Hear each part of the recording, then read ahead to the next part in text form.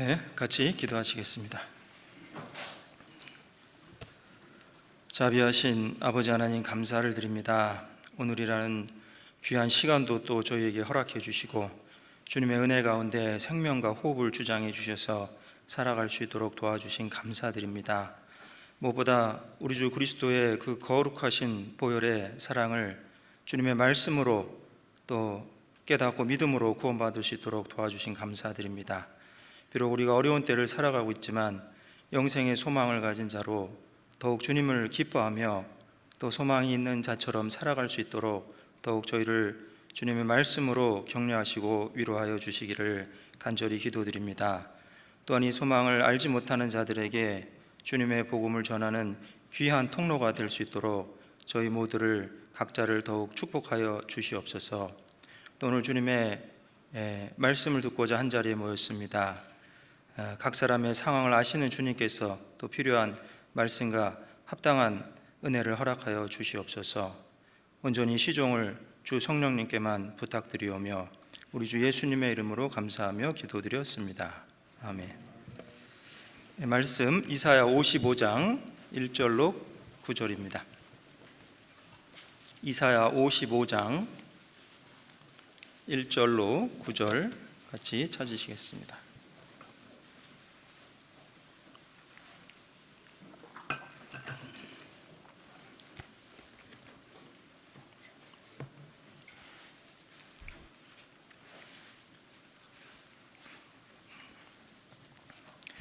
이사야 55장 1절로 9절 찾으셨으면 제가 읽겠습니다.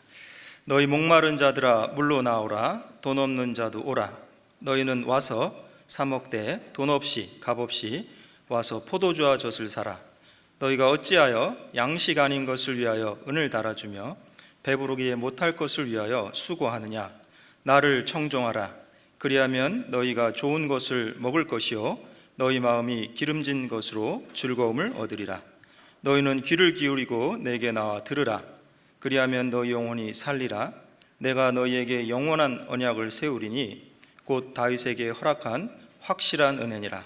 내가 그를 만민의 증거로 세웠고 만민의 인도자와 명령자를 삼았었나니 네가 알지 못하는 나라를 부를 것이며 너를 알지 못하는 나라가 내게 달려올 것은 나 여호와 내 하나님 곧 이스라엘의 거룩한 자를 인함이니라. 내가 너를 영화롭게 하였느니라. 너희는 여호와를 만날 만할 때에 찾으라. 가까이 계실 때에 그를 부르라. 악인은 그 길을, 불의한 자는 그 생각을 버리고 여호와께 돌아오라.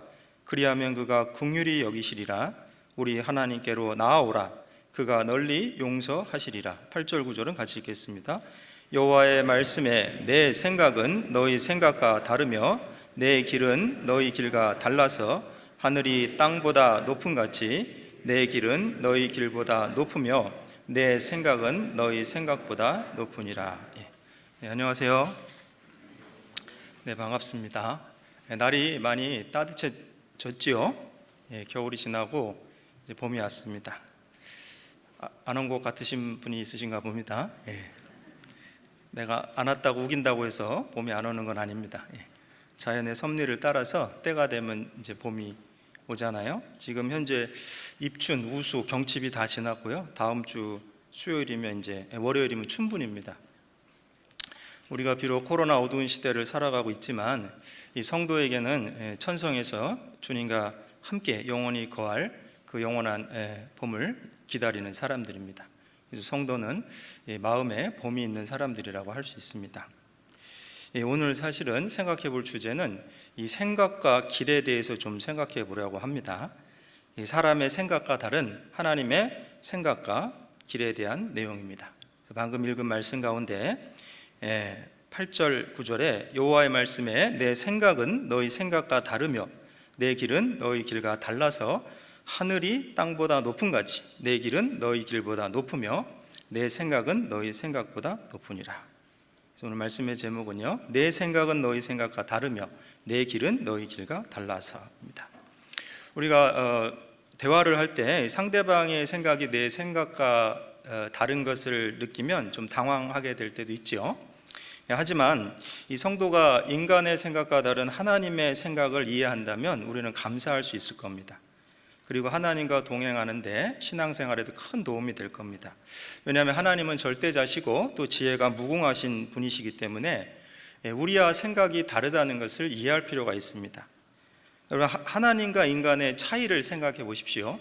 하나님은 하늘에 거하시고 사람은 땅에 있다 했습니다. 전도서 5장 2절에도 너는 하나님 앞에서 함부로 입을 열지 말며 또 급한 마음으로 말을 내지 말라. 하나님은 하늘에 계시고 너는 땅에 있습니다.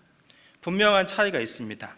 하나님은 창조주고 인간은 피조물이고 또 하나님은 무한자고 인간은 유한자죠. 날 때가 있으면 죽을 때가 있고 또 하나님은 어디나 편재하실 수 있지만 인간은 시간과 공간의 제한을 받습니다. 그리고 하나님은 거룩하신 분이고 인간은 죄인입니다. 하나님은 빛이시고 우리가 죄 가운데 있을 땐 어둠 가운데 있었습니다. 그래서 하나님과 인간은 근본적인 차이가 있기 때문에 사실은 하나님과 인간의 생각이 다른 것이 크게 이상할 것이 아닙니다. 문제는 그 하나님과 인간의 생각이 다른 것을 알고 또 그 방법도 다른 것을 알고 이해하려고 할 때 우리에게 더 큰 도움이 된다는 겁니다. 물론 구원의 과정에서도 그렇고 구원받은 이후의 신앙생활에서도 그렇습니다. 사실 오늘 본문 이사야 55장 말씀은 성경 전체에서도 중요한 말씀이라 할 수 있습니다. 1절에서 5절까지는 하나님께서 구원의 잔치로 세계 만민을 초청하고 있죠. 영원히 살아날 방법을 알려주고 계십니다.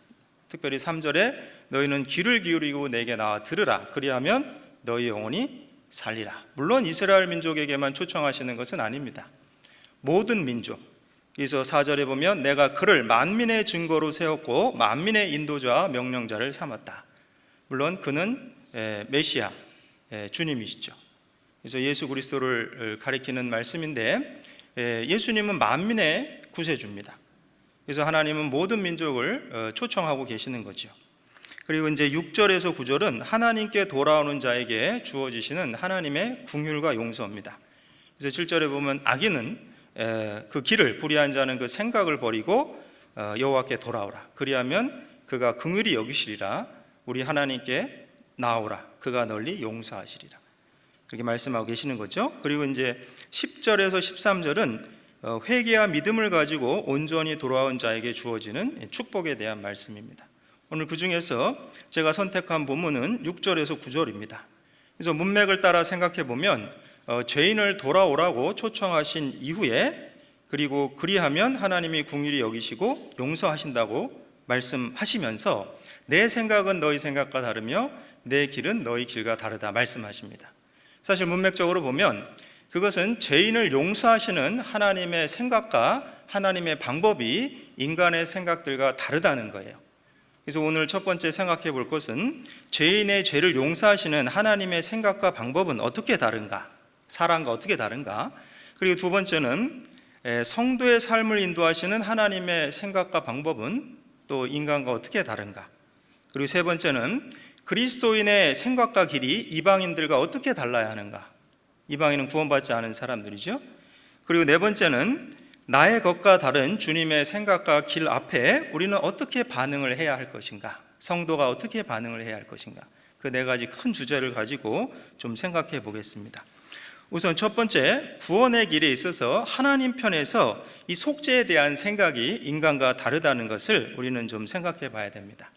여러분, 죄를 용서한다고 했을 때 인간 편에서 한번 생각해 보십시오. 우리 각자의 입장에서도 사실을 남의 죄를 용서한다고 했을 때 얼마나 인색하고 제한적인 마음인지 모릅니다. 하지만 하나님은 그렇게 하시지 않는다고 말씀하시는 거죠. 그래서 첫 번째는요, 이렇게 생각할 수 있어요. 범죄가 너무 크고 중하다. 그래서 나는 용서할 수 없다. 다시 말하면 그가 나에게 범한 죄가 너무 중하다. 물건이나 돈을 빼앗아간 것이라면 용서하겠지만 그는 나의 인격에 심한 손상을 주었다. 그래서 용서할 수 없다는 겁니다. 사람의 마음이죠. 근데 하나님은 그렇게 생각하시지 않습니다. 사실 죄가 너무 커서 용서받지 못할 죄인은 없죠. 그래서 이사야서 1장 18절에 보면 여호와께서 말씀하시되 우리가 서로 변론하자. 너희 죄가 주홍 같을지라도 눈과 같이 희어질 것이요 너희 죄가 진홍 같을지라도 양털같이 되리라. 여러분, 주홍과 진홍은 아주 심각한 죄를 얘기하는 겁니다. 변론하자는 건 뭡니까? 하나님은 그렇게 생각 안 하신다는 거예요. 아무리 죄가 중해도 용서하지 못할 죄는 없다고 말씀하시는 겁니다. 그래서 우리가 잘 아는 대로 예수님은 누구의 죄를 지고 가셨습니까? 전 어려운 질문은 거의 안 합니다, 사실. 요한복음 1장 29절에 보라, 세상 죄를 지고 가는 하나님의 어린 양이로다. 그 세상 죄 안에 세상에 적은 죄를 진 사람 죄만 가지고 가셨습니까? 그렇지 않죠? 적은 죄를 졌던, 많은 죄를 졌던 온 세상 죄를 담당하신 거죠. 요한일서 2장 2절에도 저는 우리 죄를 위한 화목 제물이니 우리만 위할 뿐 아니요 온 세상의 죄를 위하십니다. 그래서 우리가 복음을 들으면서 알게 되는 것은 예수님이 나의 죄도 용서하셨다. 이 세상에 어떤 죄인도 예수님이 용서하지 못할 그런 죄는 없다는 걸 알게 되는 거예요.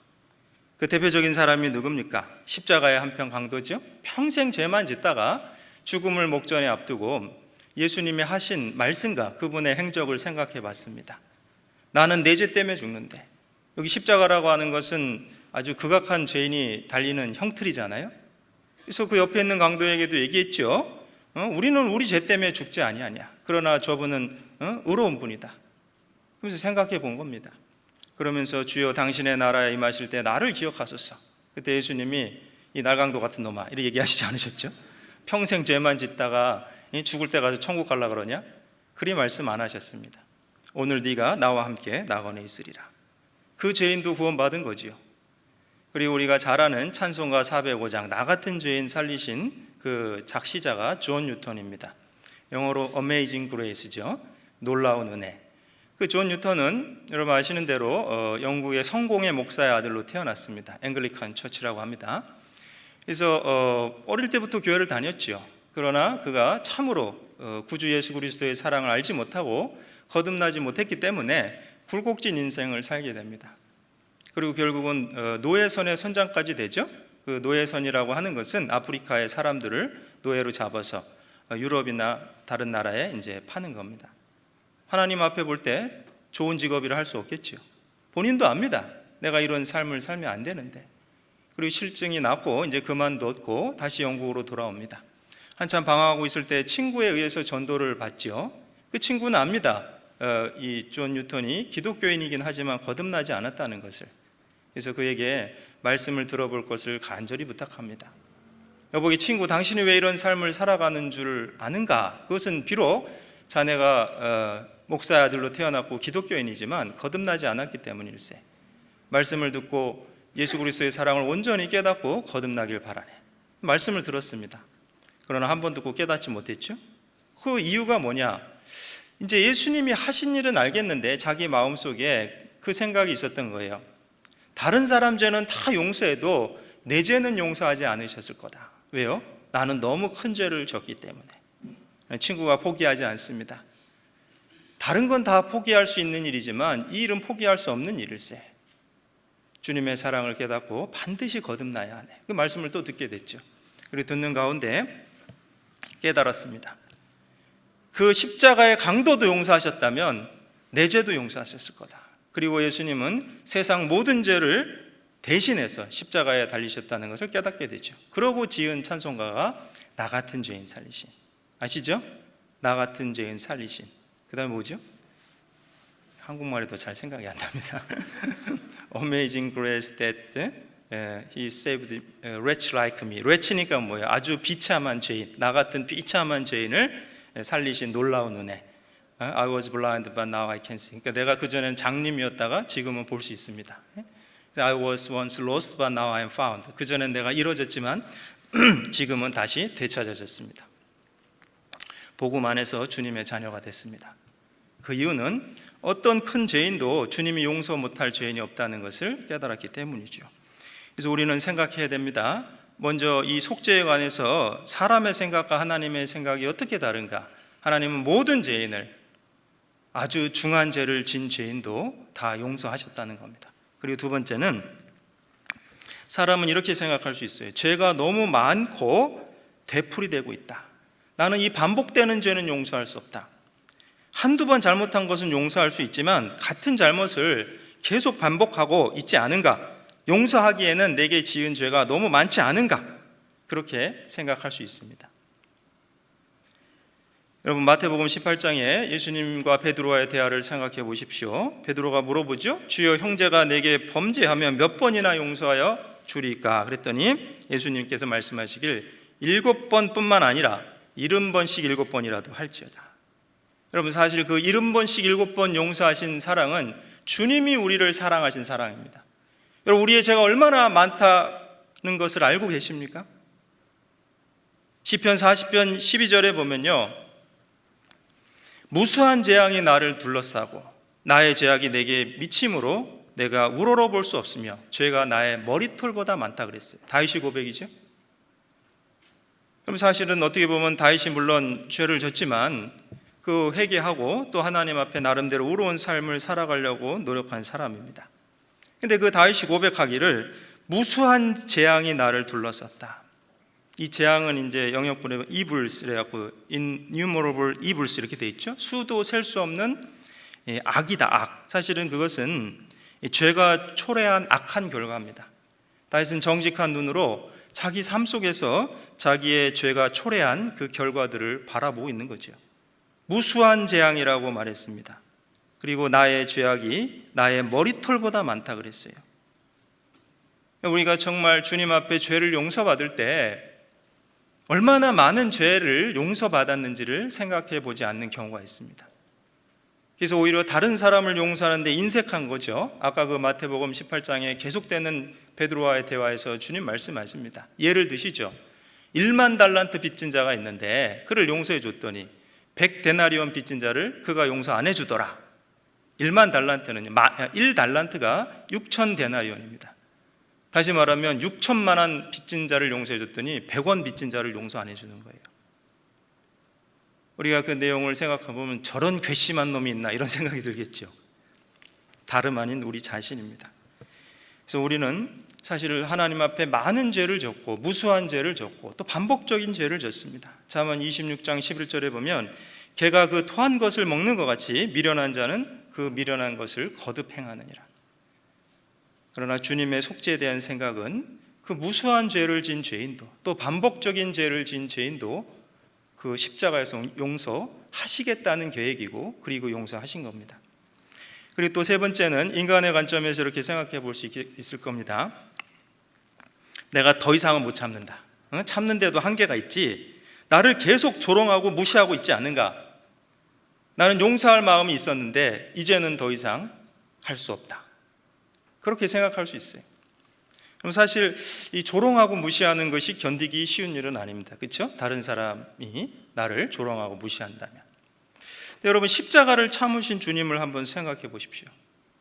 그분은 만왕의 왕이시고 만주의 주십니다. 육신을 입고 오신 하나님이신데 침뱉음을 받고 뺨을 맞으시고 가시면류관에 머리에 찔리시고 채찍질을 받으시고 양손과 발에 못이 박히시고 또 희롱과 멸시함을 받으셨습니다. 근데 주님이 십자가에서 나는 더 이상 못 참아 그러고 내려오셨다면 우리 중에 누가 구원을 받을 수 있겠습니까? 히브리서 12장 2절에 믿음의 주여 또 온전케 하시는 예수를 바라보자. 그는 그 앞에 있는 즐거움을 위하여 십자가를 참으셨다고 말씀하고 있습니다. 그 앞에 있는 즐거움은 무엇입니까? 바로 우리가 구원받을 즐거움이잖아요. 주님의 희생을 통해서.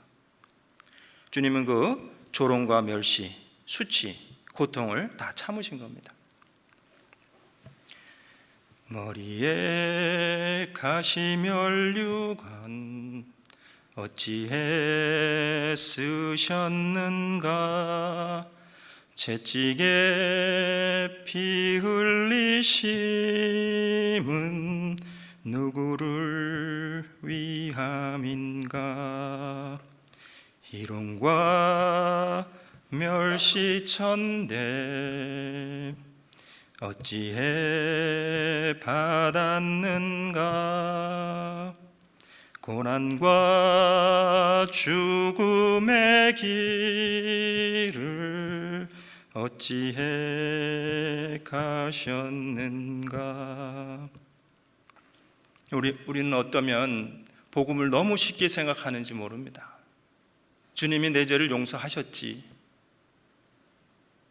인간적인 관점에서 생각하고 있는지 모릅니다. 그러나 하나님이 속죄에 대한 생각이 인간의 생각과 다르다는 거예요. 그 다르다는 것은 전혀 다르다는 말씀입니다. 그 하나님의 속죄의 사랑이 바다보다 넓고 하늘보다 높다는 것을 우리는 깊이 생각해 봐야 될 겁니다. 우리를 향한 주님의 오래 참으심이 없으셨다면 우리 중에 어떤 사람들은 구원 못 받았을 겁니다. 초림하시고 지금 2000년이 넘으셨어요. 아직도 재림하시지 않는 이유는 다만 오래 참으심이에요.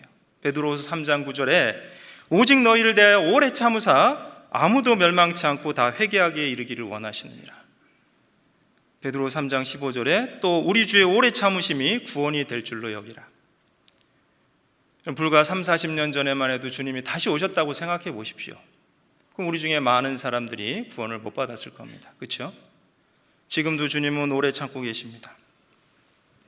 그리고 또 네 번째, 이렇게 좀 생각해 볼 수 있습니다. 다른 건 다 용서할 수 있지만 배은망덕의 죄는 용서 못한다.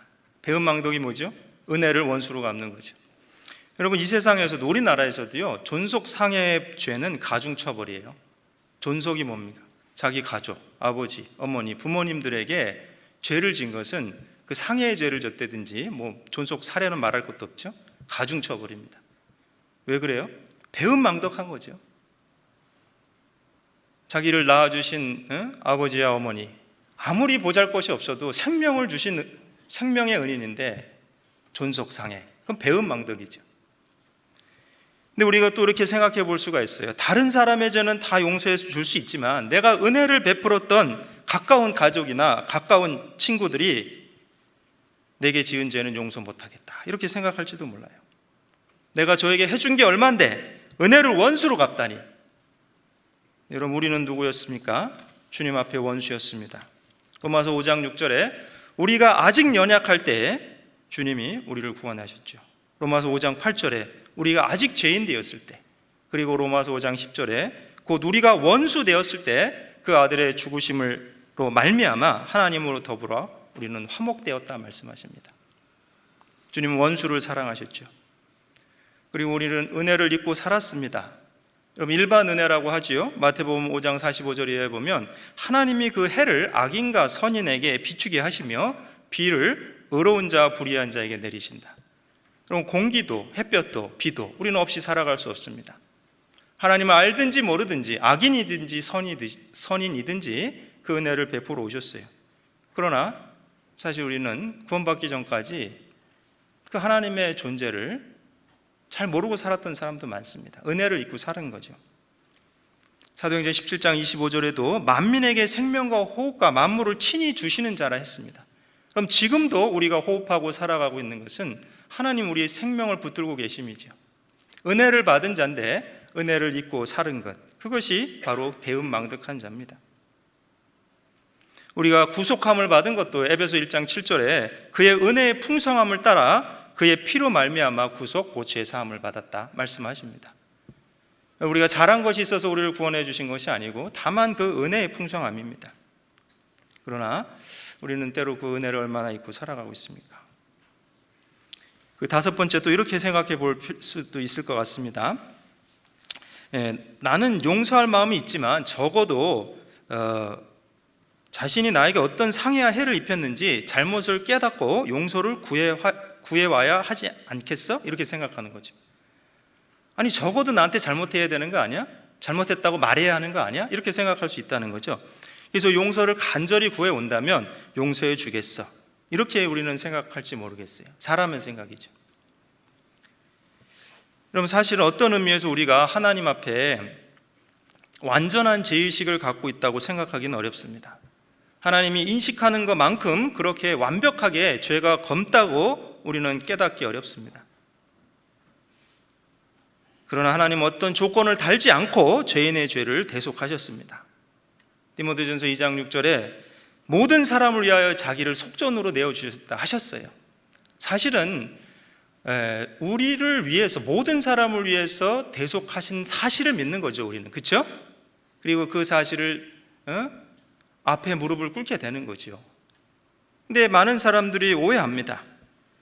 내가 무슨 죄를 낱낱이 고해서 하나님이 내 죄를 용서해 주신 것이 아니잖아요. 이사야 53장 6절에도 우리는 다 양 같아서 그릇 행하여 각기 제 길로 갔거늘 여호와께서는 우리 무리의 죄악을 그에게 담당시키셨다. 하나님 편에서 옮겨주신 거예요.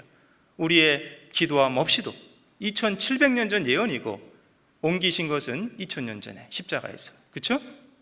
많은 사람들이 오해를 하고 있습니다. 내가 자백의 기도를 하면 내 죄를 옮겨가시고 내가 자백의 기도를 안 하면 옮겨가시지 않는다. 그건 사람의 생각이죠. 그래서 우리 죄를 지시고 십자가에서 다 이루셨다 하셨죠. 요한복음 19장 30절에 다 이루었다. 그 무슨 일을 다 하셨습니까? 히브리서 1장 3절에 죄를 정결케 하는 일을 하시고 죄를 지시고 이제는 그 피로 죄를 깨끗하게 정결케 하신 거죠. 그 일을 다 하신 겁니다. 완전한 구원, 영원한 속죄. 어떤 조건을 달고 그렇게 하신 것이 아니잖아요. 우리는 사실 자격이 없지만 죄를 속죄해 주신 구세주의 궁유를 힘입어 그 속죄의 선물을 받아서 구원함을 얻은 겁니다. 그것은 은혜입니다. 에베소 2장 8절에 있는 대로 너희가 그 은혜를 인하여 믿음으로 말미암아 구원을 얻었나니 이것이 너희에게서 난 것이 아니요 하나님의 선물이라. 행위에서 난 것이 아니니 이는 누구든지 자랑치 못하게 하람이라. 선물입니다. 선물. 은혜의 선물을 받은 거예요. 뭐 지옥 불맛을 알아야지만 선물을 주신다거나 이 귀한 선물을 받기 위해서는 지극정성을 보여야 한다거나 그런 요구하시지 않았습니다. 우리는 선물을 받을 때 손 내밀어 받지요. 코끼리 코 10바퀴 하고 그 다음에 쪼그려 뛰기 100번 하고 그 다음에 손 내밀으면 주겠다 이렇게 얘기하시지 않으셨잖아요. 사실은 많은 사람들이 하나님의 속죄의 그 생각과 방법에 대해서 오해하고 있습니다. 자기의 생각과 방법으로 재단하고 판단하고 그래서 하나님의 구원의 선물을 받지 못하는 경우가 많이 있는 겁니다. 또 이렇게 생각할지 모르겠어요. 죄로 내게 입힌 손해에 대해서 상대방의 배상이 필요하다. 이런 거죠. 나에게 이렇게 큰 손해를 입히고도 다만 뻔뻔하게 그냥 용서받으려고 해? 정신적인 보상을 해주지 못할 망정 내가 입은 손해는 배상해야 하는 거 아니겠어? 이게 법정에서 통할 수 있는 말입니다. 그렇죠? 그리고 또 많은 사람들이 그런 생각을 할 수 있어요. 근데 우리는 생각해 보십시오. 사실 우리는 묵과할 수 없을 만큼 하나님의 법을 무시하고 어기고 살아왔습니다. 그러나 하나님은 우리의 죄를 속죄하기 위해서 우리에게 배상을 요구하지 않습니다. 다만 악인은 자기 생각과 고집의 길을 버리고 하나님께 돌아오기만 하라고 말씀하십니다. 그리하면 널리 용서하시겠다고 말씀하십니다. 그것이 바로 오늘 읽은 본문 중에 하나죠. 이사야 55장 7절에 악인은 그 길을 불의한 자는 그 생각을 버리고 여호와께 돌아오라. 그리하면 그가 긍휼히 여기시리라. 우리 하나님께 나오라. 그가 널리 용서하시리라. 여러분 어떻게 용서하신다고요? 널리. 널리라는 건 뭡니까? 나오기만 하면 그 어떤 죄도 용서하시겠다는 겁니다. 여러분 속죄 과정과 그 속죄의 방법이 그래요. 내가 아까도 얘기했지만 내가 죄를 자백해서 속죄해 주시는 게 아니고 속죄하는 일을 다 해놓으시고 나오라는 거죠. 그 대표적인 말씀이 이사야 44장 22절이잖아요. 내가 내 허물을 빽빽한 구름에 사라진 같이 내 죄를 안개에 사라진 같이 도말하였으니 너는 내게로 돌아오라. 내가 너를 구속하였습니다. 그 말씀이 어렵지 않습니다. 돌아오면 구속해 주시겠다 하신 말씀이 아니고 다 속해 놨으니 구속해 놨으니 돌아오라 말씀하시는 거죠. 에레미야 3장 12절에도 배역한 이스라엘아 돌아오라. 나의 노한 얼굴을 너희에게서 향하지 아니하리라. 돌아오면 하나님이 그렇게 해주시겠다 하시는 겁니다. 죄인이 해야 될 일은 무엇입니까? 죄인이 속죄를 얻기 위해 해야 될 일은 다만 하나님의 복음으로 돌아오는 겁니다. 그렇죠? 어서 돌아오 어서 돌아마노 지은 죄가 아무리 무겁고 크기로 주 어찌 못 담당하고 못 받으시리요. 우리 주의 넓은 가슴은 하늘보다 넓고 넓다. 그리고 7번째 또 이렇게 생각할지 모르겠어요. 사람들은 그가 이미 내 용서를 몇 번이고 멸시했는가. 나는 용서한다고 말했지만, 화해하고자 부탁했지만 번번이 거절당했다. 이제는 다시 시도하지도 않을 것이고 그에 대한 용서는 없다. 사람의 생각일 겁니다. 여러분, 주님 얼마나 많이 우리를 온전히 용서했다고 말씀하십니까? 그러나 우리는 우리 자신이 사실은 올바른 믿음으로 구원받기까지 그 완전한 구원과 영원한 속죄를 거절해 오지 않았습니까? 그럼에도 불구하고 계속 복음으로 우리를 초청하신 겁니다. 에레미야 7장 13절에 내가 너희에게 말하되 새벽부터 부지런히 말하여도 듣지 아니하고 너희를 불러도 대답지 아니하였도다. 이스라엘 민족에게도 선지자를 부지런히 보내셨어요. 우리도 개인적으로 구원받은 과정을 가만히 생각해 보십시오. 저도 말씀을 10번 이상 들었습니다. 똑같은 말씀을. 왜 그렇게 같은 말씀을 구원받기까지 이해를 못했을까? 결국 자기 고집이죠. 자기 생각. 결국 자기 고집과 자기 생각을 그래서 버리고 돌아와야 되는데 그걸 붙들고 돌아오니까 이해가 안 되는 거예요. 무한하신 하나님을 유한한 인간이 그 하나님의 계획과 구원의 방법을 자기 생각으로 편집하고 재단하고, 그래서 내가 이해되지 않으면 믿지 않겠다. 그 자체가 교만한 거죠. 정말 자기 생각과 고집을 내려놓고 나는 죄인이다, 하나님 도와주십시오, 나는 죄인입니다. 그랬을 때 성령의 도우심으로 그 인간의 생각과 다른 하나님의 생각이 깨달아지고 이해되고 믿어지는 겁니다. 회개는 바로 그 세리의 기도잖아요. 회개가 어려운 게 아닙니다. 그죠? 누가복음 18장에 바리새인은 어떻게 기도했습니까? 두 손을 높이 들고, 그죠? 하나님 감사합니다. 나는 저 죄인과 같지 아니함을 감사하나이다. 일주일에 2번씩 금식하고 소득의 11조를 드리나이다. 자기가 종교적으로 행한 것들을 자랑했지요. 그러나 세리는 어떻게 기도했습니까? 가슴을 치며 가로되 하나님 나는 죄인입니다. 나를 불쌍히 여겨 주시옵소서. 그게 회개입니다. 회개. 그래서 예수님 말씀하셨죠. 이 사람이 저 사람보다 의롭다 하심을 받고 내려갔다. 바로 세리가 의롭다 하심을 받은 거죠. 그래서 우리가 이 속죄에 관해서도 하나님의 생각을 이해할 필요가 있습니다. 우리는 주님의 온전한 복음을 내 생각으로 얼마나 멸시했는지 한번 생각해 보십시오. 십자가 사역을 통해 다 이루시고 이제 완전한 구원의 복음으로 초청하셨지만 우리는 구원받기까지 얼마나 그 복음을 거절해 왔습니까? 여러분, 이사야 53장에 보면 사실은 다른 사람만 주님을 멸시한 게 아닙니다. 우리가 구원받기 전까지 그 주님을 멸시하고 조롱했던 사람 속에 들어가 있었다는 거죠. 이사야 53장 잠깐 보겠습니다. 이사야 53장 3절로 6절입니다.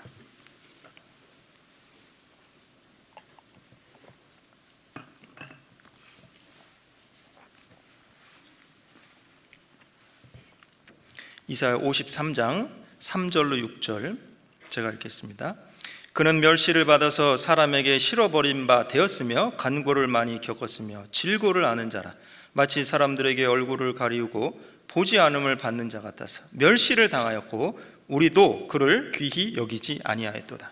그는 실로 우리의 질고를 지고 우리의 슬픔을 당하였거늘 우리는 생각하기를 그는 징벌을 받아서 하나님에게 맞으며 고난을 당한다 하였노라. 그가 찔림은 우리의 허물을 인하며 그가 상함은 우리의 죄악을 인함이라. 그가 징계를 받음으로 우리가 평화를 누리고 그가 채찍에 맞음으로 우리가 나음을 입었도다. 우리는 다 양 같아서 그릇 행하여 각기 제 길로 갔거늘 여호와께서는 우리 무리의 죄악을 그에게 담당시키셨도다. 그래요. 여러분, 이 53장 3절에 보면 그는 마치 사람들에게 얼굴을 가리우고 보지 않음을 받는 자 같아서 멸시를 당하였고, 이게 무슨 얘기입니까? 아예 이렇게 잘 안 쳐다볼라 했다는 거예요. 아유, 비참해. 여러분, 우리가 언제 십자가의 주님을 똑바로 쳐다봤습니까? 거기 너 있었는가 그때에. 그 십자가에서 주님이 왜 그 피를 흘리셨는지, 왜 저분이 저렇게 비참하게 돌아가셔야 하는지 언제 우리는 그것을 멸시의 눈이 아닌 감사의 눈으로 쳐다보았습니까? 그 전까지 우리는 주님을 멸시한 겁니다. 우리도 그를 귀히 여기지 아니하였도다. 여러분, 지금 우리가 전도하면서 복음을 듣지 않는 자들을 향해서 왜 저렇게 주님을 멸시하냐고 얘기할지 모릅니다. 그러나 나 자신도 온전한 믿음으로 구원받기 전까지 주님을 멸시한 겁니다. 그런 우리를 주님은 참아주시고 기다려주시고 계속 복음으로 불러주신 거예요. 우리가 인간적인 생각으로 용서라는 잣대를 갖다 놨을 때 하나님의 용서를 이해하기 어려울 겁니다. 그러나 우리는 믿을 수 있습니다. 왜요? 내 생각은 너희 생각과 다르다. 얼마만큼 다르다고요? 하늘이 땅에서 높은 같이. 그것을 천양지차라고 합니다. 천양지차. 인간의 생각과 천양지차인 복음을 받아들인데 내 머리로만 그것이 이해가 되면 받아들이겠다는 그 고집이 얼마나 강한 건지. 하나님은 누구와 함께 거하시는지 아십니까? 이사야 57장 잠깐 보겠습니다. 이사야 57장 15절.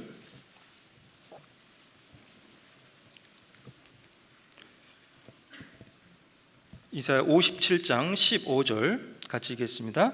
지존무상하며 영원히 거하며 거룩하다 이름하는 자가 이같이 말씀하시되 내가 높고 거룩한 곳에 거하며 또한 통회하는 하고 마음이 겸손한 자 함께 거하나니 이는 겸손한 자의 영을 소송케 하며 통회하는 자의 마음을 소송케 하려 함이라. 그래요. 하나님은 물론 지존무상하죠. 지극히 존귀하고 끝이 없는 분입니다. 그리고 거하시는 곳이 어디예요? 높고 거룩한 곳에 거하시고 또한 통회하고 마음이 겸손한 자 함께 거하시는 거예요. 지금도 영혼이 거듭나는 사람들, 물론 성령님이 함께 하십니다. 그 사람은 어떤 사람입니까? 겸손한 자죠.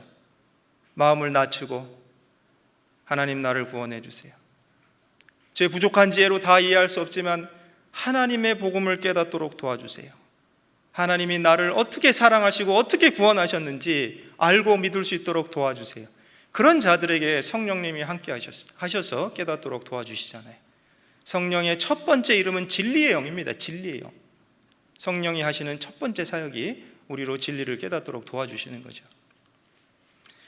그래서 오늘 이 단순해 보이는 말씀이 사실은 복음에 아주 심오한 진리를 담고 있다고 생각합니다. 내 생각은 너희 생각과 다르며 내 길은 너희 길과 달라서 하늘이 땅에서 높은 같이 다르다고 말씀하시는 거죠. 죄인을 초청하고 그렇게 말씀하시는 겁니다. 그리고 또 중요한 것은요, 돈 없이 값 없이 공짜로 주셨다는 거예요. 아까 처음에 읽었던 이사야 55장 1절에 너희 목마른 자들아 물로 나오라 돈 없는 자도 오라 너희는 와서 사 먹되 돈 없이 값 없이 without money, without price. 근데 참 우리나라 사람들은요 참 그게 어려운가 봐요. 공짜로 받는 걸 잘 못합니다. 저희 어머니도 그래요. 앞집에서 사과라도 한쪽 주면 꼭 빈대떡이라도 그 접시에 올려서 보내야 돼. 성이 풀리십니다. 예? 어떻게 빈 접시를 주냐. 그래서 그랬는지요 절에 40년을 다니시다가 말씀을 잘 듣고 처음에 구원을 못 받으신 거예요. 구원받은 사람 손 들라 그러는데 손을 안 드시더라고요. 제가 뒤에서 지켜보는데 가슴이 탔습니다. 아니 말씀은 잘 들으셨는데 왜 손을 안 드실까? 그날 밤은 지나갔어요. 손 안 드시고. 그리고 다행히 그 다음날 이제 상담을 통해서 구원을 받으시고는 침례 받겠다고 손 드셔서 이제 침례 받고 구원 받고 이제 필리핀에서 구원 받고 돌아오셨는데 어쨌거나 근데 이제 여쭤봤습니다. 나중에 아니 왜 복음 처음 들을 때는 그 손 안 드셨냐 그랬더니 아니 내가 절에 죄빌러 40년을 다녔는데 이거 뭐가 이렇게 쉽냐고. 에? 믿기만 하면 된다는데 너무 쉬워서 못 믿었다는 겁니다.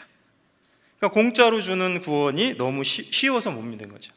근데 사실은 그것이 하나님의 방법이에요. 인간의 방법은 이제 그렇지 않은 거죠. 지금 인간의 생각은 아까 얘기한 것처럼 사과 하나 주면 빈대떡이라도 하나 돌려보내야 이제 마음이 좀 놓이는 건데, 근데 하나님의 방법은 그렇지 않은 거예요. 많은 사람들이 그렇게 생각합니다. 이렇게 귀한 것을 얻는데 영생의 선물, 영생, 천국 가는 거, 근데 어떻게 공짜로 얻냐고 이것을. 그게 사람의 생각이죠. 그러나 구원의 선물은, 구원은 공짜라고 값없이 받는 선물이라고 계속 말씀하시지 않아요. 성경에 어린아이도 이해할 수 있는 말씀으로 계속 반복적으로 말씀하십니다. 아까 제가 읽었던 에베소 2장 8절 9절 말씀드렸죠. 너희가 그 은혜를 인하여 믿음으로 말미암아 구원을 얻었나니 이것이 너희에게서 난 것이 아니요 하나님의 뭐라고요? 선물. 선물 받아보신 적 있죠? 선물 받을 때 값을 지불했습니까? 그냥 받았습니까? 값을 지불했으면 선물이 안 돼요. 문자적으로 그게 선물이 아니에요. 그건 산 거지. 그래요, 안 그래요? 근데 구원은 선물입니다. 로마서 6장 23절에도 죄의 삭은 사망이요 하나님의 은사는 그리스도 예수 우리 주 안에 있는 영생이니라. 은사라는 말이 영어로 기프트라고 되어 있습니다. 선물. 영생은 선물이에요. 그리고 요한계시록 22장 17절에도 성령과 신부가 어떻게 초청하십니까? 오라 하시는도다. 듣는 자도 오라 할 것이요 목마른 자도 올 것이요 원하는 자는 값없이 생명수를 받으라 하시더라. 생명수는 어떻게 만든다고요? 값없이. 그게 하나님의 생각이고 방법입니다. 제가 인도에서 사역할 때 이 이야기가 너무 인상적이었습니다. 어떤 책에서 봤는데 인도의 이제 뭄바이 지역에 람바우라고 하는 어부가 살았어요. 이제 진주도 잡았어요. 진주잡이도 했는데 오래전 얘기죠. 뭐 한 100여 년 이상 됐을 겁니다. 선교사가 자유롭게 활동하던 시대니까. 지금은 뭐 어렵죠? 인도에 선교 비자가 없습니다. 근데 어찌 됐든지 그 100여 년 전에 이 뭄바이 지역에 이 람바우 어부 옆집에 선교사가 살았어요. 근데 둘이 친구가 됐습니다. 그리고 이 람바우 씨도 성경을 배우는 걸 좋아했어요. 그래서 예수 그리스도의 가르침도 좋아하는데 구원을 못 받는 거예요. 그래서 선교사가 고민이 된 겁니다. 이게 다 말씀을 잘 받아들이는데 왜 이 은혜의 선물을 구원을 못 받을까? 근데 아무래도 안 돼요. 아무리 얘기하고 설득해도 깨닫지를 못해요, 그 부분을. 그래서 이제 어느 날은요, 성경 공부를 좀 쉬고 있는데 갑자기 밤에 찾아온 겁니다. 그러더니 아주 크고 둥그런 진주를 갖고 왔어요. 그리고 얘기합니다. 내가 내일은 순례의 길을 떠날 겁니다. 필그림스 웨이, 순례의 길. 그러니까 이제 힌두교나 이슬람도 순례의 길이 있죠. 그리고 한번 가면 언제 올지 몰라요, 또 때로는. 그러더니 언제 돌아올지 모릅니다. 근데 내가 떠나기 전에 당신이 나의 가장 친한 친구 중에 한 사람이니까 베프 아시죠? 베프 중에 한 사람이니까 이제 이 선물을 주겠습니다. 내가 아끼는 선물, 가장 아끼는 선물 진주입니다. 근데 선교사가 그걸 보더니 생각을 생각하다가 이렇게 귀한 거를 내가 어떻게 그냥 받냐고 방에 들어가서요 막 서랍을 열어갖고 돈을 잔뜩 가지고 와서 이제 이 람바우 씨한테 주려고 그러는 거예요. 이거 내가 드리는 거니까 받으세요 그랬더니 이 람바우 어부가요 화를 내는 거예요. 내가 방금 내 선물이라고 그랬지 않냐고. 이게 난 이런 게 필요 없다고, 선물이라 했지 않냐. 그랬더니 선교사 이게 아무래도 부족한가 본데 그럼 내가 다음 달에 본국에 돌아가서 돈을 더 가져와서 드리겠다고. 일단 이것만 받으시라고. 그랬더니 람바우 씨가 뭐라 그랬을까요? 좋아했을까요? 화를 더 내는 거예요. 당신 실망이라고. 내가 몇 번이나 얘기했냐고. 이거 선물이라고. 그리고 이건 내가 돈을 주고 남한테 줄 수 없는 이유가 있다고. 이거는 내 아들의 생명과 같은 거라고. 내 아들도 나와 같은 진주잡이였는데 깊은 바다에 들어가서 이 진주를 꺼내고 해변가로 나와서 죽었다고. 그래서 이 진주는 바로 내 아들 시체 옆에서 발견된 거라고. 내가 이것을 어떻게 돈을 받고 주겠냐고. 내 선물이라고. 그랬더니 이제 이 선교사가 얘기하는 거예요. 참 신기하네요. 당신이 방금 얘기했던 얘기가 내가 당신에게 복음을 전할 때마다 했던 얘기입니다. 예수 그리스도는 우리를 사랑하셔서 당신의 목숨을, 당신의 보혈을, 우리의 죄를 갚아주려고 흘리셨고, 다만 그 사실을, 그 은혜를 믿음으로 구원받는다고 말씀드렸죠. 이것은 하나님의 선물이라고. 그때마다 당신은 나에게 뭐라고 얘기했습니까? 어떻게 귀한 것을 공짜로 받느냐고. 나는 무언가 선행을 해야 되고 무언가 종교적인 행위를 해야 되고 언젠가 내 선이 하나님이 인정하실 만한 경지에 도달하면 그때 가서 받겠다고. 당신이 몇 번이나 나에게 얘기했습니까? 복음은 그런 것이 아닙니다. 그랬더니 이제 람바우시 내가 이제 이해가 된다고. 물론 제가 책에서 본 내용입니다. 여러분, 생명에 관계되는 것은 하나님이 공짜로 주십니다. 생존에 필수적인 거죠. 햇빛, 공기, 물, 어떤 것도 우리는 값을 지불하고 사지 않았습니다. 영혼의 생명에 관계된 것도 마찬가지입니다. 영혼이 거듭나야 하나님을 섬길 수 있죠. 요한복음 4장 24절에 하나님은 영이시니 하나님께 예배하는 자가 신령과 진정으로 예배할지니라. 하나님은 이렇게 예배하는 자를 찾으신다 했잖아요. 그 신령과 진정이 무엇입니까? In spirit, in truth. 그것은 진리를 통해서 영혼이 거듭나야지만 참으로 하나님을 섬길 수 있어요. 예배할 수 있는 겁니다. 예배는 뭐 이렇게 교회당에 와서 잠시 말씀 배우고 기도하고 돌아가는 게 예배가 아니잖아요. 로마서 12장에 있는 대로 너희 몸을 거룩한 산 제사로 드리라. 이것이 너희의 드릴 영적 예배니라. 영혼이 거듭나서 하나님의 뜻대로 살아가는 게 예배입니다. 그렇죠? 근데 영혼이 거듭나지 않으면 하나님을 섬길 수가 없잖아요. 진리의 말씀으로 우리를 낳으셨도다. 야고보서 1장 18절에. 그러면 그 영혼이 거듭나는 것을요, 뭔가 대가를 바라고 우리에게 주시는 게 아닙니다. 생존에 필수적인 거기 때문에 그것은 우리에게 거저 주시는 거예요. 다만 우리는 선물을 손 내밀어 받듯이 주님의 은혜를 마음으로 믿어서 받는 겁니다. 오늘 전도 집회하는 것 같죠? 죄송합니다.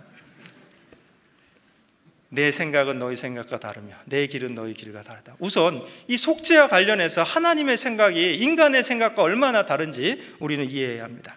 속죄의 방법은 어떻습니까? 율법이 아닌 믿음입니다. 어떤 사람들은 그렇게 생각해요. 아니, 하나님의 법을 어겨서 죄인이 됐으니 죄를 용서받기 위해서는 율법을 지켜야 되는 거 아니겠어? 이 사람의 생각이죠. 많은 기독교인들이 지금도 하나님이 율법을 주신 목적을 깨닫고 있지 못합니다. 안타깝게도. 여러분들 친구 중에 기독교인 있으면 물어보세요. 왜 하나님이 율법을 주셨는지 아냐고.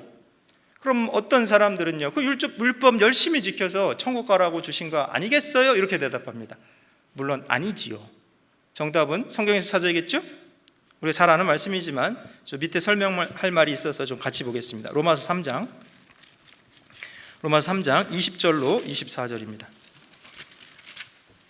로마서 3장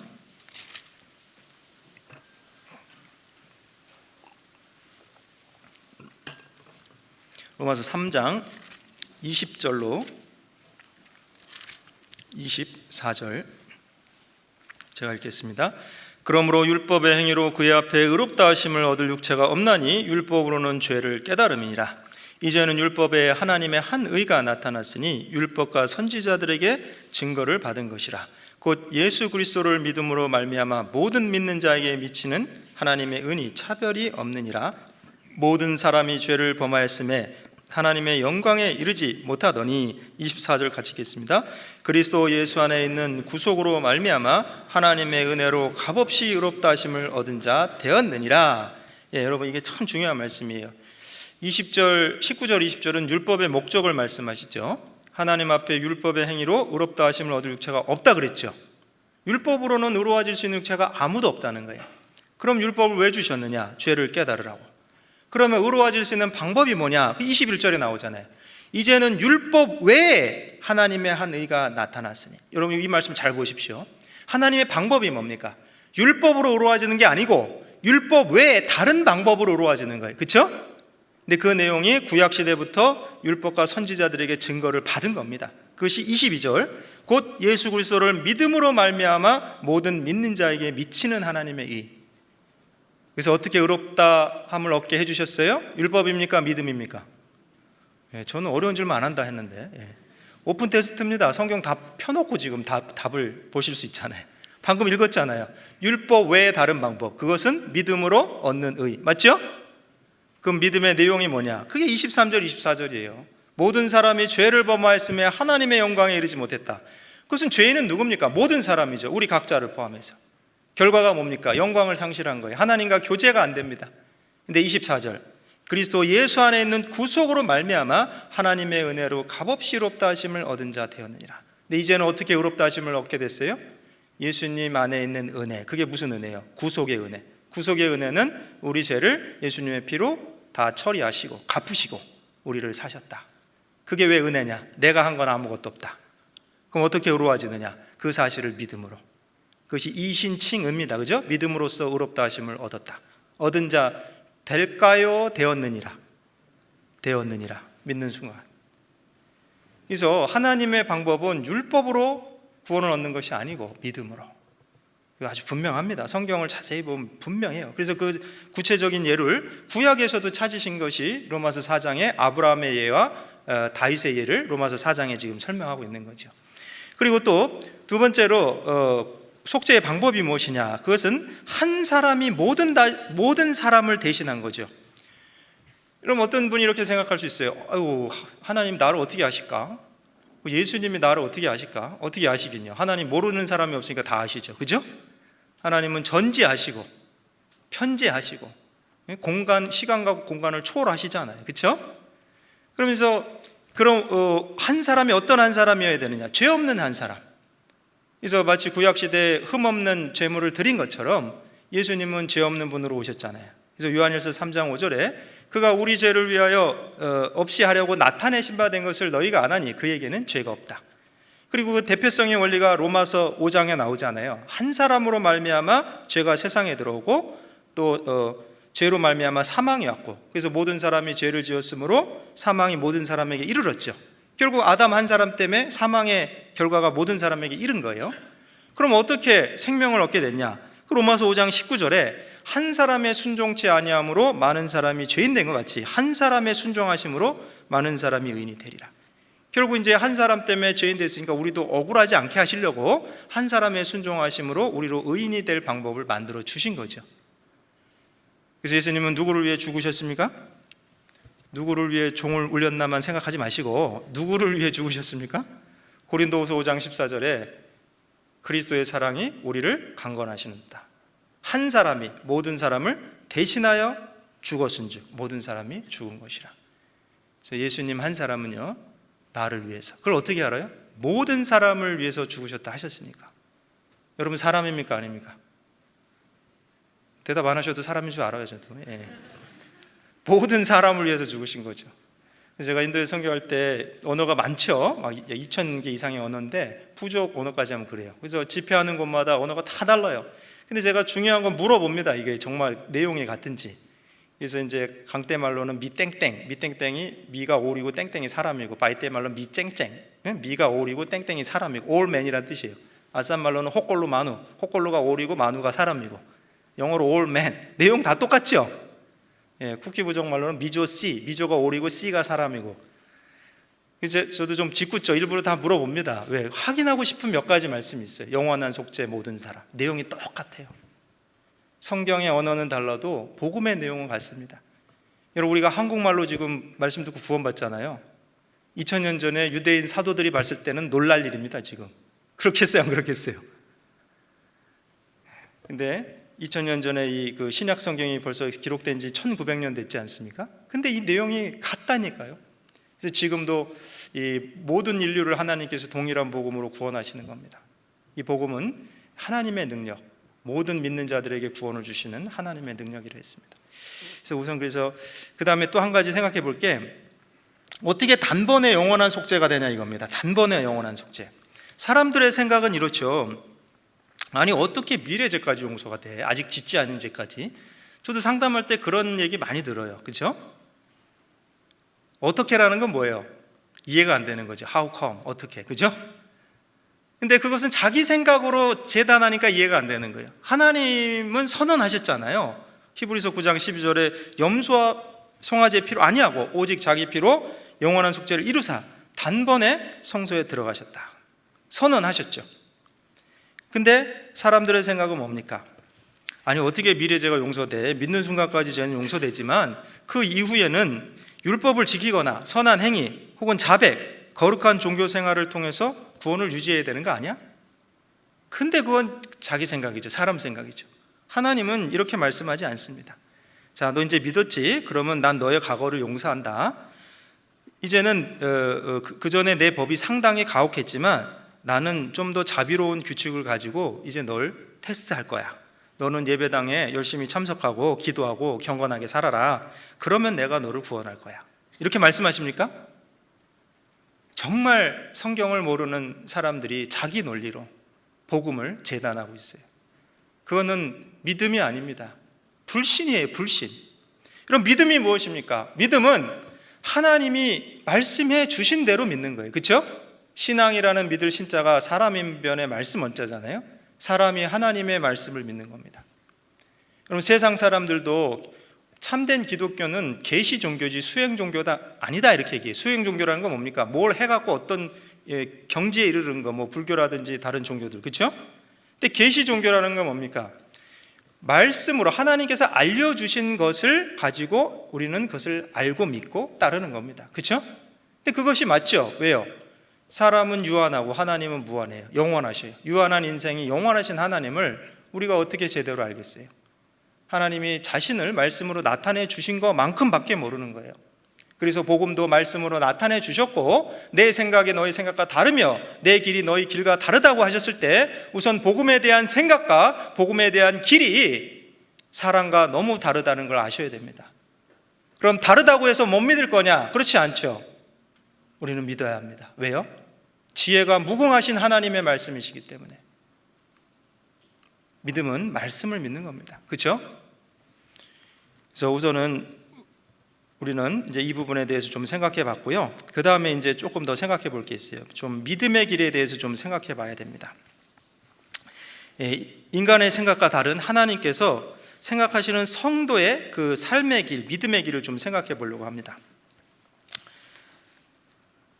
그러면 사실 어때요? 어떤 분들은 이렇게 생각합니다. 구원받고 나면 마냥 넓은 길, 평탄한 길을 가겠다 이렇게 생각해요.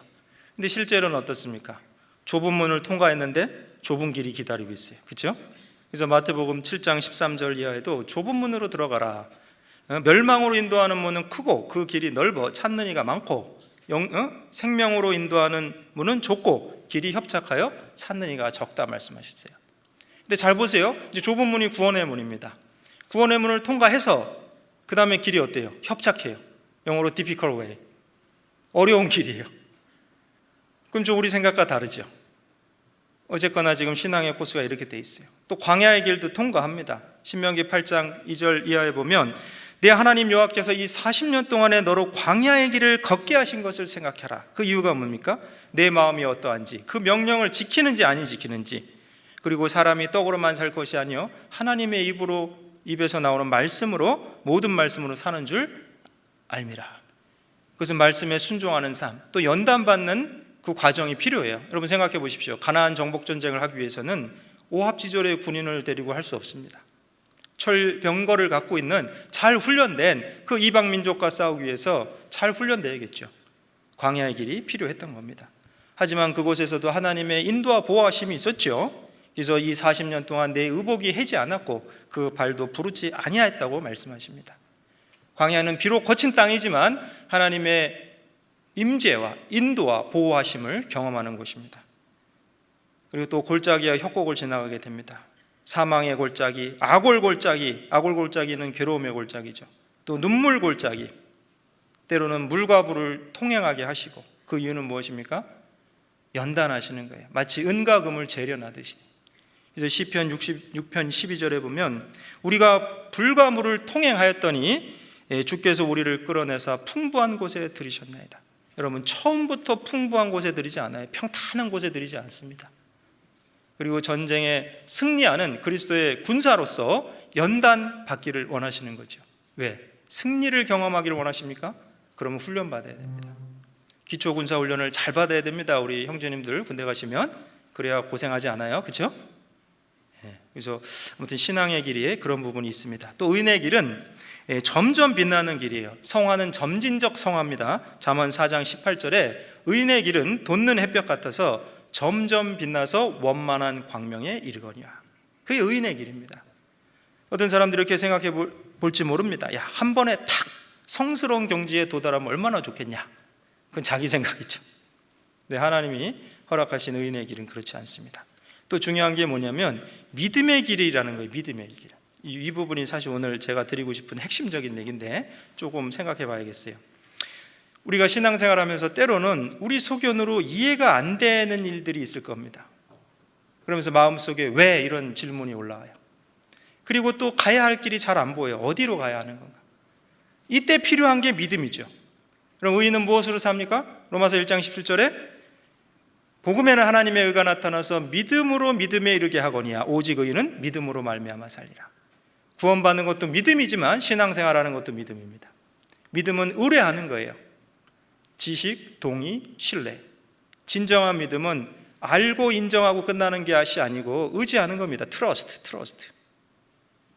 근데 그 신앙생활하는 가운데서도 하나님을 의지하는 것이 믿음인데, 그래서 아까 읽었던 로마서 1장 17절이 하박국서 2장 3절로 4절에서 인용된 말씀이죠. 하박국 선지자가 이해가 안 됐습니다. 아니 아무리 이 이스라엘 민족이 잘못했다고 해서 바벨론을 들어서 저 이방 민족을 들어서 어떻게 심판하실 수 있습니까? 처음에 이해가 안 되니까 이제 막루에 올라가서 막 좀 투정 부리잖아요, 사실은. 그렇죠? 그때 하나님이 말씀하시죠. 이 묵시는 정한 때가 있다. 바벨론도 내가 때가 되면 심판할 거다. 비록 더딜지라도 기다리라. 지체되지 않고 정령 응하리라. 그래서 교만한 사람들은 정직하지 못하고 믿지 못하겠지만 의인은 그 믿음으로 말미암아 산다. 그 말씀에서 인용된 것이 로마서 1장 17절입니다. 그 내용은 무엇입니까? 하나님의 말씀은 반드시 이루어지고 우리가 의지할 대상은 하나님이고 의지해야 될 말씀은 하나님의 말씀이라는 거죠. 신앙생활이 그런 겁니다. 지금도 우리의 주님은 우리를 구원하신 주님입니다. 믿음의 주여 온전케 하시는 분. 여러분, 말씀을 구원받을 때만 믿습니까? 구원받은 이후에 신앙생활에 대한 말씀도 우리가 믿는 거예요. 그래서 성도가 가야 될 길이 믿음의 길인데 때로는 그 길이 잘 안 보여요. 그때 필요한 것이 믿음입니다. 욥기 잠깐 보겠습니다. 욥기 23장 9절입니다. 욥기 23장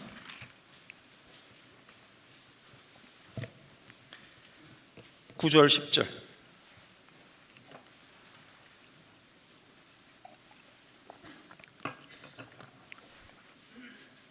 욥기 23장 9절 10절 같이 읽겠습니다. 그가 왼편에서 일하시나 내가 만날 수 없고 그가 오른편으로 돌이키시나 배울 수 없구나. 나의 가는 길을 오직 그가 아시나니 그가 나를 단련하신 후에는 내가 정금같이 나오리라. 그래, 여러분, 욥만큼 처음에 이해하기 어려운 고난을 만난 사람 찾아보기 드뭅니다. 우리 삶 속에서도. 그러나 여러분, 나중에 깨닫지요. 내가 전에 귀로 듣기만 하였었더니 이제는 눈으로 배웁는다고. 다 이해할 수는 없지만 하나님이 하신 일이고 주신 분도 하나님이요 취하신 분도 하나님이요. 그리고 나중에는 그 축복을 배로 해주시잖아요. 그래서 욥이 인내를 통해서 또 그 믿음이 성장하게 됩니다. 근데 지금 이 순간 보면 안 보이는 거예요. 왼편에서 일하시나 내가 만날 수 없고 오른편으로 돌이키시나 배울 수 없구나. 근데 확실한 게 있어요. 지금 하나님이 안 보이신다고 일 하시는 겁니까? 일 안 하시는 겁니까? 일 하시죠. 무슨 일 하십니까? 그가 나를 단련하신 후에. 목적이 뭡니까? 나를 정금으로 만드시려고. 나의 가는 길을 누가 아실까요? 어떤 분들 자다가 깨서 내가 알지 누가 알아? 말씀에 있잖아요. 나의 가는 길을 오직 누가 아신다고요? 그가 아시나니. 때로는 우리는 우리가 갈 길을 잘 모릅니다. 잠언 16장 9절에 사람이 마음으로 자기 길을 계획할지라도 그 걸음을 인도하시는 분은 여호와시니라. 에레미야 10장 23절에 여호와여 내가 알거니와 인생의 길이 자기에게 있지 아니하니 걸음을 지도함이 걷는 자에게 있지 아니하니다. 신앙이 성숙하지 않을 때는 만약 내가 가고 싶은 대로 가면 하나님이 도와주실 거라고 생각합니다. 나중에 점점 알게 되죠. 인생의 길이 자기에게 있지 않구나. 제가 이제 3월인데요 귀국한 지 4년이 됐습니다. 벌써 시간이 그렇게 빨리 지났는데 2018년 3월 23일 날 귀국했습니다. 날짜를 잊어버리지 않는 이유가 있습니다. 들어오려고 들어온 게 아니고 3월 22일 날 비자 받고 출국했어요. 인도에서 그때까지 9년 7개월을 선교사로 있었습니다. 아직 더 해야 할 일이 있다고 믿었습니다. 근데 인도 뉴델리 공항에서 9시간 비행기 타고 리젝트 당했어요. 당신은 지금도 앞으로도 인도에 들어올 수 없습니다. 이민국 관리가 얘기하고 비자에 X자가 버리고 돌아가세요. 그날 이후로 인도 못 가고 있는 겁니다. 저는 처음에 이해가 되지 않았습니다. 사실. 왜? 내가 생각한 길은 이게 아닌데. 나중에 알게 됐어요. 인생의 길이 자기에게 있지 아니하니 걸음을 주도함이 걷는 자에게 있지 않구나. 지금은 잘 모르겠지만 그때도 하나님이 일하셨구나. 나의 가는 길을 오직 그가 아시나니 그가 나를 단련하신 후에는 내가 정금같이 나오리라. 물론 아직도 다 모르겠습니다. 하지만 한 가지 확실한 것은 하나님이 일하시고 계시고 지금도 일하고 계시고 다만 내가 해야 될 일은 주님이 인도하시는 길 앞에 순종하는 거라고 생각합니다. 믿음의 길은 인정하고 순종하는 겁니다. 잠언 3장 6절이죠. 너는 범사의 글을 인정하라. 그리하면 내 길을 지도하시리라. 제가 이사 간 집에 누가 써놨는지 모르는데 벽지에다가 영어로 써놨더라고요. Proverbs chapter 3 verse 6. 처음에는 뭘까 했지요? 봤더니 그 말씀이 써 있는 거예요. 잠언 3장 6절 맞죠? 예, 너는 범사의 그를 인정하라. 그리하면 내 길을 지도하시리라. 저도 인생의 좌우명처럼 붙들게 됐습니다. 범사의 모든 일에 하나님은 실수하지 않으십니다. 내가 걷는 이 길이 혹 굽어도는 수가 있어도, 내 심장이 울렁이고 가슴 아파도, 내 마음속으로 여전히 기뻐하는 까닭은 하나님은 실수하지 않으심일세. 내가 세운 계획이 혹 빗나갈지 모르며 나의 희망 덧없이 쓰러질 수 있지만 나 여전히 인도하시는 주님을 신뢰하는 까닭은 주께서 내가 가야 할 길을 잘 아심일세. 복음성가했습니다. 한동안 즐겨 들었던 복음성가입니다. 차츰차츰 안개는 거치고 하나님 지으신 빛이 뚜렷이 보이리라. 나는 가는 길이 없고 어둡게만 보여도 하나님은 실수하지 않으신다네. 여러분, 요셉의 삶이 그랬죠? 참 우리가 요셉을 통해 배울 것은 무엇입니까? 순간순간 이해할 수 없는 일을 만났습니다. 왜 형들이 나를 팔았을까? 그리고 하나님 앞에 신실하게 살았고 정직하게 감옥에서 꿈을 해석했는데, 당신이 왕 앞에 있을 때 나를 기억하소서 얘기했지요. 기억한다고 대답했습니다. 그 신하가, 그렇죠? 풀려났는데 2년 동안 깜깜무소식이에요. 나중에 그 바로 왕이 꿈을 꿨을 때 이제 풀려나서 그때 꿈 해석을 하게 됩니다. 그 내용이 시편 105편 18절 이하에 보면, 그 발이 착고에 상하며 그 몸이 쇠사슬에 매었으니 곧 여호와의 말씀이 응할 때까지라. 그 말씀이 저를 단련하였도다. 왕이 사람을 보내어 저를 방석하며, 방석이 감옥에서 끌어낸 겁니다. 여러분, 때는 우리에게 속하지 않습니다. 말씀이 응할 때 우리가 때로 잘 몰라요. 이때인지 저때인지. 그러나 하나님의 때에 응할 겁니다. 다만 우리가 해야 될 일은 범사의 그를 인정하고 하나님을 신뢰하고 주님을 원망하지 않는 겁니다. 그것이 바로 성도가 가야 할 길입니다. 내 길은 너의 길과 다르며 내 생각은 너의 생각과 다르다. 제가 한 가지 이야기만 더 드리고 좀 정리하려 하는데요. 인도에서 또 선교할 때 그때 마지막이었던 것 같습니다. 그 부천교회 선교팀과 같이 제가 인도에서 27차 27번의 선교팀을 맞이하고 함께 선교 여행을 했었는데, 제 기억에 2017년 같습니다. 이제 그 트리피라라는 지역에서 선교를 마치고 돌아올 때가 됐어요. 3박 4일 동안 마쳤죠. 말씀을 너무 잘 들었고 저도 너무 감동이 됐습니다. 그 트리피라의 리앙 부족이라고 있는데 20만 명 인구가, 그 중에 교회가 약 100개 정도, 제가 듣기로 기독교인이 약 2만 명 정도 된다고 하고, 다행인 건 그 중에 몇 명의 목사님들이 우리 말씀을 통해 구원을 받았고 또 훈련을 받고 자기 부족말로 복음을 전하고 있어요. 그래서 1년에 한 번 선교사 아니면 선교팀이 와서 복음을 전해달라고 부탁을 해서 그때도 가게 됐죠. 그래서 이렇게 저희 식으로 하면 큰 교구일 겁니다. 1교구, 2교구, 3교구, 4교구 이런 식으로. 근데 이제 4개 교구 중에 3번째까지만 하고 온 거예요. 그래서 그 해에 3교구 집회를 하게 됐는데, 중심교회 교회당이 한 300명 들어가는데 500명이 모인 거예요. 막 창문 밖에서 듣습니다. 그 벤치 놓고 이렇게 나무 의자 놓고요, 문 다 열어놓고, 한국에서 보기 어려운 광경이죠. 너무 감동적이었어요. 사실 집회 다 끝나고 간증 시간 갔는데 제일 먼저 나와서 간증하신 분, 시킨 게 아닙니다. 누구든지 깨달으신 분 나와서 말씀해 주셔요 그랬더니, 이제 그 교회 300명 들어가는 그 교회 당회장 목사님의 부인이 처음에 나와서 간증하시는 거예요. 제가 교회를 평생 다녔습니다. 어릴 때부터 지금까지. 근데 오늘에야 천국 갈 확신이 있습니다. 조금 잘하면 천국 갈 것 같고 조금 못하면 지옥 갈 것 같고, 그래서 새벽 기도 다니고 제가 생각날 때마다 자백 기도하고, 근데 알았습니다. 오늘 예수님이 2000년 전에 나의 모든 죄를 다 가지시고 영원히 속죄해 주셨다는 걸. 그것은 단번에 일어난 일이고 이제 내가 그 사실을 믿음으로 구원받는다는 것을 알았습니다. 똑같이 간증해요. 요한복음 1장 29절 보라 세상 죄를 지고 하나님 어린 양이요. 이사야 44장 22절 빽빽한 구름에 사라진같이 똑같이 간증합니다. 영원한 속죄까지 너무 기쁨으로 간증해요. 그리고 이제 집회를 마치고, 그런 사람이 한두 사람이 아니에요. 줄 서서 간증합니다. 그 집회를 마치고 돌아오게 됐는데 정말 큰일 났습니다. 한국에서 오신 이제 선교팀이랑 모시고 왔잖아요. 거기서 아가탈라 공항까지 한 7시간, 5시간 정도 또 찝차 같은 거 타고 가야 돼요. 길이 험합니다. 그리고 그 공항에서 저희 선교센터가 있는 구와티까지 또 1시간 비행기 타고 가야 되고, 또 구와티에서 그 당시는 제가 알기로 직항이 있었는지 모르겠는데 콜카타나 뉴델리까지 또 나가서 이제 비행기 갈아타고 그 다음에 이제 국제선 타고 한국으로 오는 거죠. 그래서 아무튼 비행기를 몇 번 타잖아요. 근데 문제가 생긴 게 뭐냐, 돌아오는 길에 도로에서 데모한 겁니다. 사람들이. 그래갖고 봉쇄했어요. 근데 우리가 차가 3대였는데 마침 제가 1호차하고 이제 뒤에 2호, 3호가 있는데 1호차 앞에서 이 나무를 탁 쓰러뜨린 거예요. 큰 나무를. 그것도 좀 다행이긴 해요. 왜 한 대 지나가고 2대 남았으면 그것도 어렵잖아요. 그죠? 다시 돌아와야 되는데.